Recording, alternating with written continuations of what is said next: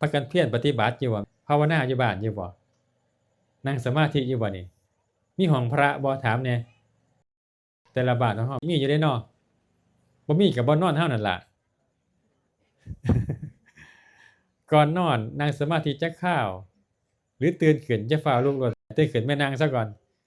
เบิ่งเมื่อคืนฝันหยังตาเบิ่งสิเฮ็ดหยังแหน่รู้สึกตัวรู้เมื่อคิงอะนะตามันสิใสขึ้นจั่งสิบ่ง่วงบ่เพลียเดะ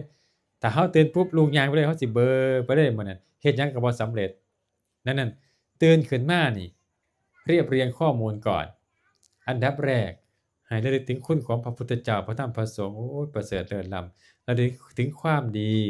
ระลึกถึงความดีที่เราทำไว้ดีแล้วกราบความดีของเจ้าของให้มันได้คุณพ่อคุณแม่คุณครูบาอาจารย์คุณความดีที่เราทำเรารวมเป็นหนึ่งให้มื้อนี้เป็นมื้อที่ดีที่สุดเป็นมื้อแห่งชัยชนะสะดวกราบรื่นคล่องตัวสำเร็จทุกอย่างข้าพเจ้าขอระลึกถึงคุณของพระพุทธเจ้าพระธรรมพระสงฆ์เหนือเสียกล่าวนี่เป็นที่พึ่งที่ระลึกเป็นเครื่องนำพาเฮ็ดหยังให้สำเร็จสุขภาพร่างกายแข็งแรงสุขกายสุขใจตลอดปลอดภัยในชีวิตจนครบอายุขัยสร้างบุญสร้างบารมีให้ยิ่งขึ้นไปอธิษฐานเอาปรารถนาเอาจิตแรกที่คิดนั่นแหละจะมีพลังถ้าวันนี้คิดดีปลอดโปร่งโล่งสบายถึงความสำเร็จวันนั้นสำเร็จทั้งวันวันที่2ก็สำเร็จจน1เดือน1ปีบุคคลนั้นก็จะมีความสำเร็จทุกย่างก้าวอันนี้อีหยังตื่นขึ้นมาได้เซ็งๆๆอยู่โอ๊ยแจ้งแล้วเนาะโอ๊ยบ่อยากลุกแม่นบ่ล่ะ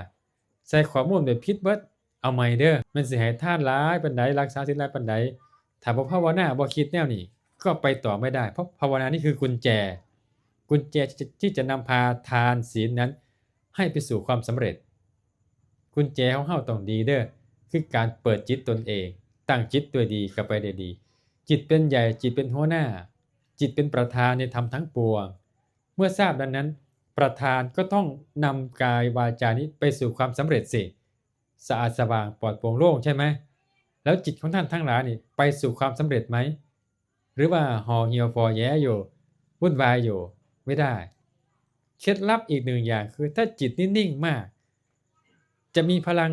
แรงดึงดูดที่มากจริงๆเห็นไหมครูบาอาจารย์ท่านไม่ค่อยพูดหรอกแต่ท่านนิ่งท่านนั่งสมาธิท่านเข้าฌานมีแต่คนอยากไปกราบไปไหว้จนถึงเหล่าเทพเทวดาจะไปบูชาท่านผู้ปฏิบัติชอบเวลาท่านจะทำสิ่งใดอธิษฐานบารมีทีนี้พระนี่ไม่ต้องขอปฏิบัติให้ถึงทำให้ถึงแล้วจะมีบุคคลนำมาให้เองเทวดาจะเป็นนำพามาเองบริวารอยู่ที่จะดูดมานิ่งมาก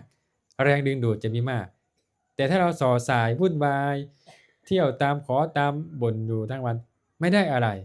ไม่มีแรงดึงดูดเลยมีแต่แรงวุ่นวายดังนั้นสมาธิจึงมีความสำคัญใช่ไหมปัญญาที่ควบคุมสมาธินั้นด้วยจิตดวงนี้จะฉลาดต้องมีสมาธิเป็นเครื่องอบรมคือจิตที่นิ่งสงบแล้วจิตที่มีสมาธิอบรมปัญญาก็จะเกิดคือความสว่าง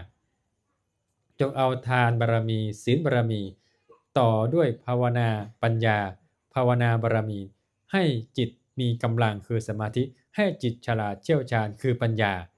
ความสำเร็จก็จะเกิดขึ้นแก่ท่านทั้งทางโลกและทางธรรมอนุโมทนา